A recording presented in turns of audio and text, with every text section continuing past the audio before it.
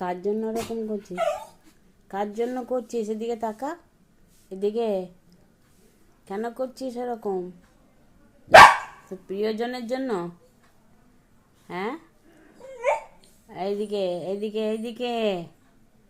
কিরে, তোর জন্য তো এইদিকে।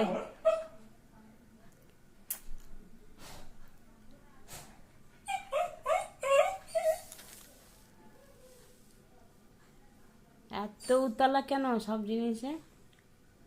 এই